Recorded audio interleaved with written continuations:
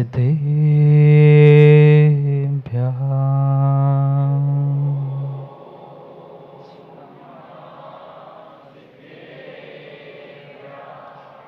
श्रीमत्परं गम्भीर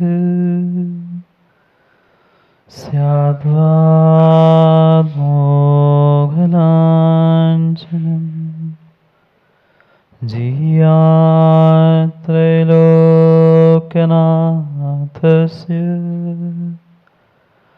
शासनं जिनशासनम्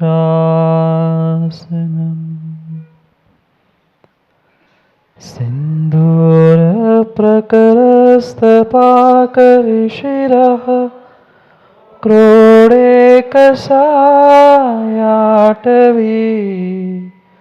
दावाची निचया प्रबोधदिवस प्रारम्भ सूर्योदयः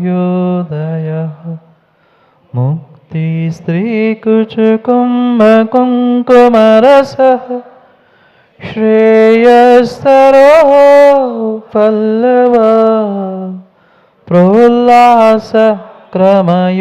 नखद्युतिभरः पार्श्वप्रभो पातु वः हरिहन्तान् नमो सिद्धाणं नमो आयर्याणं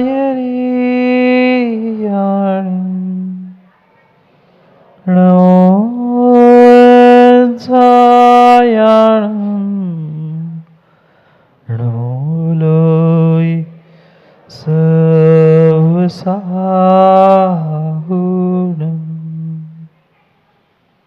अनंत अनंत परम सिद्ध भगवान की 1008 श्री आदिनाथ भगवान की परम पूज्य आचार्य भगवान सोमप्रभ स्वामी की परम पूज्य आचार्य भगवान गुरुवर विशुद्ध सागर जी महाराज की सनातन जैन धर्म की परम गुरुदेव सुप्रभ सागर जी महाराज की पूज्य मुनि संघ की नमोस्तु गुरुदेव नमोस्तु गुरुदेव।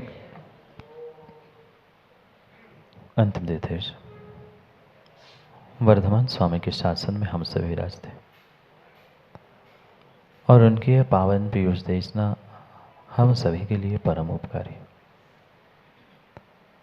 अनादिकाल से हमारी आत्मा में जो जन्म जरा और मृत्यु रूपी रोग लगे, उन रोगों का उपशमन करने वाली कोई परम औषधि है तो वह एकमात्र यह जिनवाणी है। भव्यात्माओं, भाग लो या भाग लो, जीवन आपका है, निर्णय आपका है। जीवन में विपरीतताएं आएंगी, सुख दुख आएगा, कई सारे कार्यों में हमें असफलता भी मिलेगी, पर हमें यह निर्णय करने की आवश्यकता है, इन कार्यों को, इन विपरीतताओं को, इन असफलताओं को देखकर हम भाग ले कि भाग ले। यही जीव दादा आज तक नहीं समझ पा रहा है कि जीवन में भाग लेने से आनंद मिलेगा कि जीवन से भाग लेने से आनंद मिलेगा। हर व्यक्ति जीवन से भाग लेने की तो बात करता है, पर जीवन में भाग लेने की बात नहीं करता। करे भी कैसे? करे भी कैसे? उसे सच्चा मार्ग दिखाने वाला मित्र तो नहीं मिला। सब मिल सकता है, पर मैं इस संसार में सच्चा मित्र मिलना बहुत कठिन है, बहुत कठिन है। जिससे हम अपने दिल की पूरी बात कह दे, जिसे हम अपना बना ले, जो हमारे सुख दुख में भाग ले, वही सच्चा मित्र था। और जो मेरे सुख दुख में भाग ले, वही सच्चा शत्रु था। भाग ले और भाग ले।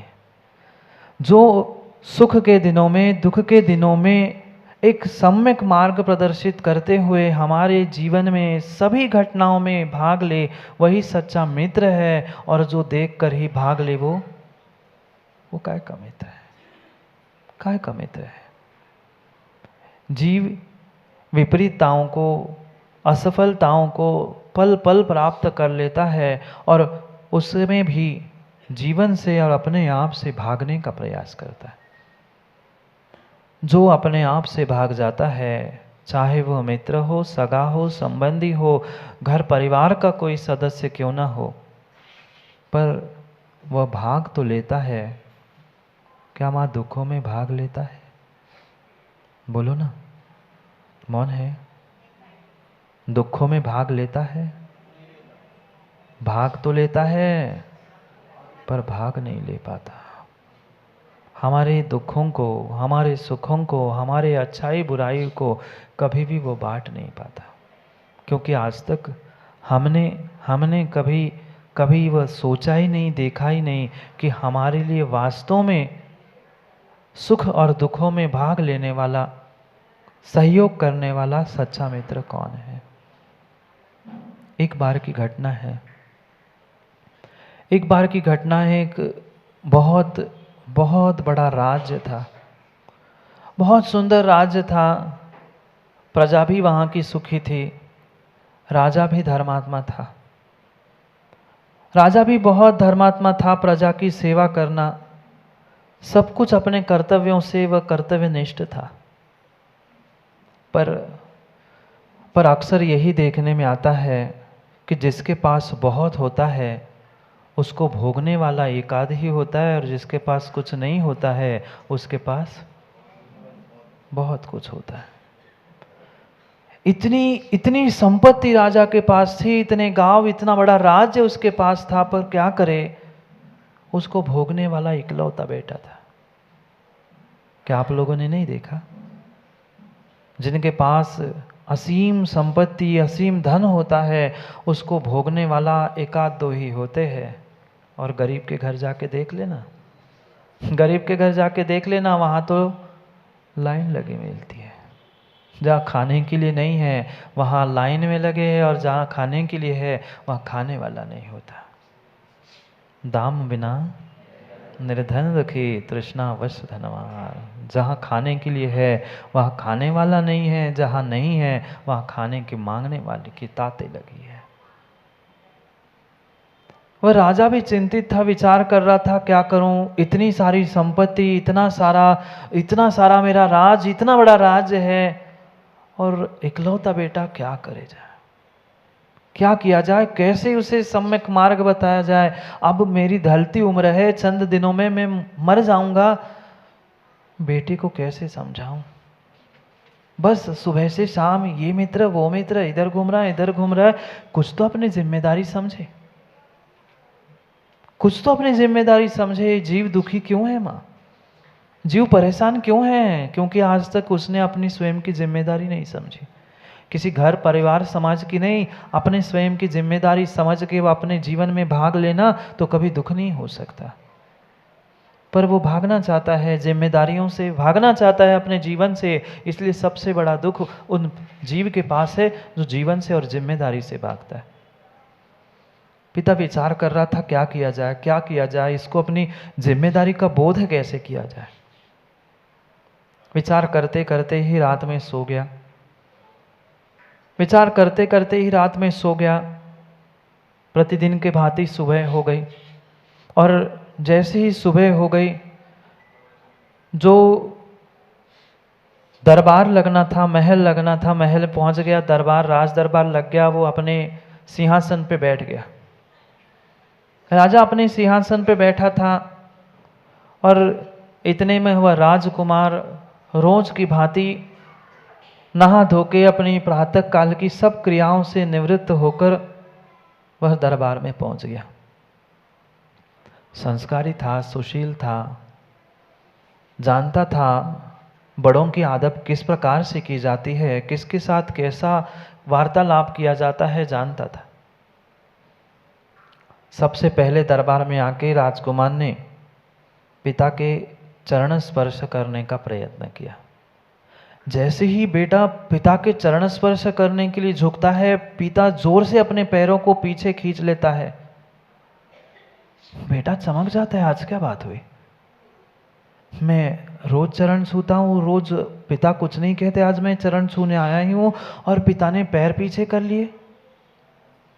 बेटा समझ गया, हो सकता है पिता कुछ बातों पे नाराज हो।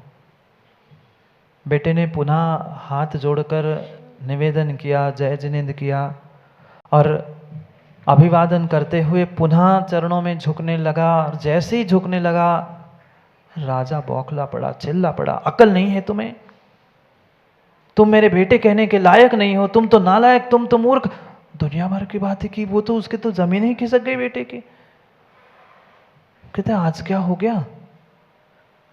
वो कहता है तू मेरा बेटा कहने के योग्य ही नहीं है, छो, दूर हो जा, मेरे चरण तक नहीं छूना तुम। बेटा आश्चर्य में पड़ गया। वो कहता है पिताजी हुआ क्या?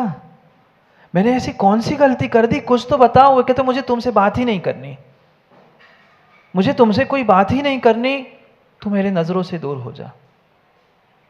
गिड़गिड़ाने लगा, कहता पिताजी ये तो बताइए गलती क्या हुई, किस बात की सजा, और हमें समझ तो आए। कहते बहस करने का समय नहीं, तू पहले मेरी आंखों से सामने से निकल जा, नहीं तो बहुत कुछ हो सकता है। तुम जानते नहीं हो मैं राजा हूं, अभी तो राजकुमार है, मैं राजा हूं और ये राज्य मेरा है, तू मेरे राज्य में रहता है, तुम्हें अपनी खैरियत है तो इस राज्य से निकल जा। जितने दरबार में लोग बैठे थे, मंत्री बैठे थे, सब सेनापति, सब लोग बैठे थे, सब अचंभे में थे, आज राजा को हो क्या गया? कल तक तो इकलौते बेटे के प्रति इतना प्रेम उमड़ रहा था, इतना प्रेम उमड़ रहा था, रोज चरण छूते हुए आशीर्वाद देता है, बगल में बिठालता है, और आज हो क्या गया राजा को? एक बुजुर्ग मंत्री से रहा नहीं गया, वे उठ के खड़ा होता है और राजा से कहता है राजन आपका इकलौता बेटा है, ये छोड़ के जाएगा तो राज्य का क्या होगा? राजा ने उसको भी ठोक दिया। कहते तू मेरा नौकर है कि इसका नौकर?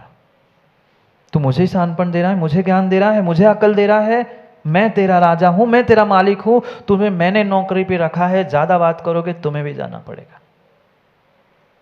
क्या नहीं करता, नौकर था बेचारा, पूछ दबा के मुंह बंद करके पुनः सिंहासन पे बैठ गया। दूसरा व्यक्ति बोलने ही वाला था, राजा ने घोषणा करा दी, कोई भी मुझे समझदारी से ज्ञान देने नहीं आए, मैं राजा हूं, मैं जो कहूंगा, मेरी जो आज्ञा है आप सबको मानना होगी, अगर मेरे राज्य में रहना है तो, नहीं तो निकल जाओ। पुनः बेटे की ओर इंगित करते हुए पुनः आवाज लगा के कह दिया कि देख मैंने तुम्हें 1 दिन का समय दिया है, बहुत कान खोल से, बहुत अच्छे से कान खोल के सुन लेना और सब लोग सुन ले। 1 दिन का समय इसको दिया है, मेरे राज्य से ये निकल जाए। अगर मेरे राज्य से 1 दिन के अंदर ये नहीं निकल पाया तो इसकी खैर नहीं, कल इसको मेरे नगर में, मेरे राज्य में सूली पर चढ़ाया जाएगा, फांसी दी जाएगी। सबके पता नहीं परिणाम कैसे हो गए। सुबह सुबह के समय में कोई ऐसी बात करे और घर का मुखिया, देश का, राज का मुखिया ऐसे उल्टी बात करे। इकलौता बेटा मंत्री फिर कह पड़ा पिता होता है, आप पिता हो, राजा हो, आपका बेटा इतना सुशील है, इतना समझदार है, सब कुछ तो आपकी आज्ञा से करता है, आज हुई क्या बात? पुनः राजा चिल्ला पड़ता है, ये बाप बेटे का विषय है, तू कौन होता है? कई बार होता है ऐसा, कोई सलाह देने आता है तो घर वाले ये कहते हैं हमारा घर का मैटर है, तू कौन होता है? राजा ने कहा ये बाप बेटे का विषय है, तू बीच में नहीं बोलेगा, तेरा काम, तू मात्र मेरे राज्य कारभार के लिए नौकर है, मेरे व्यक्तिगत जीवन में तुम्हें किसी प्रकार से हस्तक्षेप करने की कोई आवश्यकता नहीं। वो मेरा बेटा है, मैंने बेटे को निकाल दिया है और मैं बाप हूं, मैं जो चाहे कर लूं। तुम कौन होते? तुम्हें रहना है कि नहीं? तुम्हें अगर नहीं रहना है तो तू भी चला जा उसके साथ, पर ये ध्यान रखे, नगर में खबर कर देना, जो इसका सहयोग करेगा उसकी भी खैर नहीं। ऐसा होता है ना, ऐसा होता है, जो गलत का साथ देता है उसे भी गलत ही कहा जाता है। सब आश्चर्यचकित थे। वो बेटा स्वाभाविक है, जब पिता से डांट खाता है तो बेटा कहाँ जाता है? पिता से डांट खाता है तो बेटा रोते बिलखते दौड़ते दौड़ते माँ के पास पहुँचता है, माँ के महल में पहुँचता है। माँ भी पलंग पे बैठी होती है, रोते रोते अपनी पूरी बात कह ही नहीं पाता। माँ भी तड़ाक से खड़ी होती है और वो भी 2-4 बजा के देती है। अब तो उसके होश ही उड़ गए। आज तक मैं 20-25 साल का हो गया, माँ ने आज तक कभी हाथ नहीं उठाया, पिता ने कभी आवाज ऊंची करके बात नहीं की। आज मेरे से ऐसी कौन सी गलती हुई? माँ से भी कहने लगा, माँ बात क्या हुई? आज मुझे समझ में नहीं आया, पिता मेरे साथ ऐसा बर्ताव कर रहे हैं, तू आज तक तूने मुझे छुआ नहीं और तू मुझे मार रही है। माँ भी कहती, बहुत हो गया बेटा, निकल ले, बहुत हो गया, तू निकल ले, मुझे तुमसे ये उम्मीद नहीं थी। वो कहता है, माँ पता तो चले मुझसे गलती क्या हुई, कुछ तो बताओ। ना पिता बोल रहे ना तुम बोल रहे, मैं कहाँ जाऊं? कहती, मुझे कुछ तुमसे बात नहीं करनी है, मैं तो ये सोच रही थी कहाँ से मैंने तुम्हें जन्म दिया, अच्छा होता तू, माँ कई बार नहीं करते, अच्छा होता तू जन्म से पहले ही, कई बार कह देते हैं नाश मेटन को, मर तो जाता, मुंह काला कर ले।